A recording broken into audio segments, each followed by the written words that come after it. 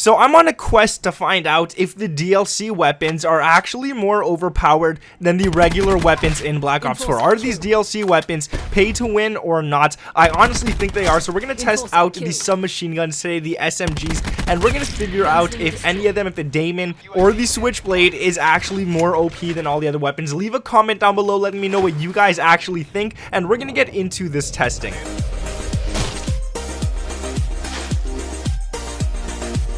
What is up, guys? My name is Nick and welcome back to another Black Ops 4 video. We're going to find out if DLC weapons are actually pay to win or not. We're going to figure out the time to kill of every weapon, the actual recoil pattern of every weapon, and all that kind of stuff. And when I do this testing for the time to kill, I'm not going to try and control the recoil on the weapons. I want it to be as natural as possible. So even for those long range, close range, and mid range shots, I'm not going to be actually controlling the recoil as much as possible. I'm going to be controlling it very little bit just to test it out. Now, guys, drop a like on this video. If we hit 2,000 likes, I'm gonna do the assault rifle, snipers, and everything like that next. Now make sure that you guys also drop that like as fast as possible as well, because if not, all these spiders are gonna crawl on your bed tonight because you didn't like the video. All you gotta do is leave a like and you'll be safe. Now let's get into it, guys. I want to see which one is actually the best out of all these weapons. So to start off the list, we're gonna go with the MX9 right away. Now this gun right here is literally one of my favorites. It's such a good weapon, especially at close range, and you guys are gonna see right here that actually at close range, where my friend and I tested it,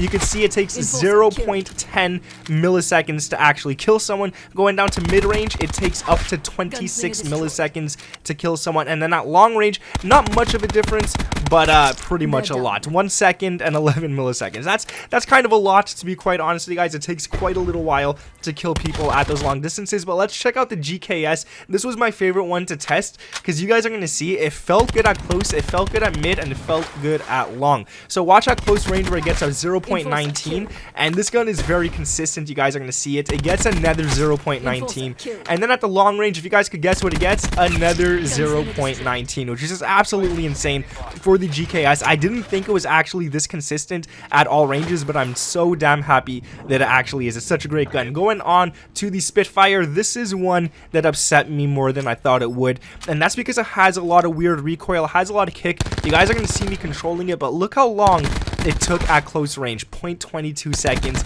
mid-range 0.28. I am missing 1 or 2 bullets, and then long range 1.29, which is just ridiculous. I did miss some bullets, but like I said, I'm gonna not be controlling the recoil, and I just don't want to do it. So let's go on to the Cordite. I want to test every weapon without attachments and for what they really are, so in-game situations and stuff like that. Now the Cordite's pretty cool.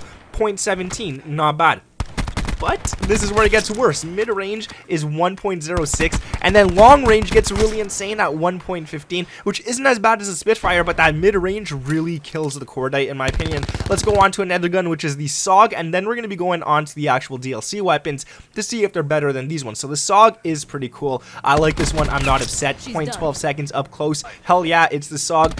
Medium range 0.25, not bad whatsoever. Long range we go a little high at the 1.08, but we all know it takes 6 bullets at that range. Now the Daemon, dude, this is the first DLC gun we're gonna test, and I just had a feeling this one was overpowered. You guys are gonna see it right here. 0.8 seconds, the fastest shooting at close so far. Mid-range at 0.16, absolutely insane if you ask me, guys. And then at long range, this is surprising, it takes 0.16 seconds as well. Something I didn't think was actually possible, but it was both like mid-range and long range was the same. Now the last one is the Switchblade. We're gonna try this one out. This one's a pretty cool weapon. I do like it. Up close, it's such a beast. If you guys can look at that, 0.10.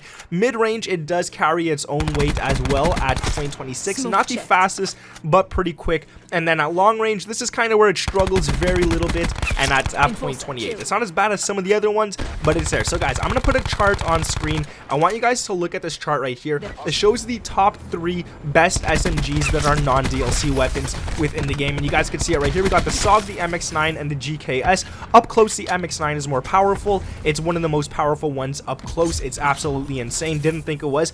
At mid-range, we're gonna go down with the GKS at 0.19 milliseconds, and then at long range again we got the GKS at 0.19 milliseconds, which is absolutely insane. I didn't think the GKS was that strong. But let's check out the Switchblade a second here at close range. I want to see how strong this thing is. At 0.10, it's tied with the MX9. So let's throw the Damon on the board, and you already see at mid and close range, this gun is already doing better than the other ones on the list. So let's go ahead and throw that long range on, and you guys are going to see it. The GKS is pretty close, but the Damon takes the damn lead at 0.16. The Damon is just the most overpowered gun in the game, like at least for an SMG. 0.16 seconds at long range is absolutely insane. That shouldn't be possible, but it is with the Damon if you're 100% accurate. And the Damon is pay to win, dude. It's better than every other SMG, and the only chance to get it is if you actually open it in a supply drop or something like that. So some people just don't have the chance to get it, and this thing just shreds through people like crazy. The fire rate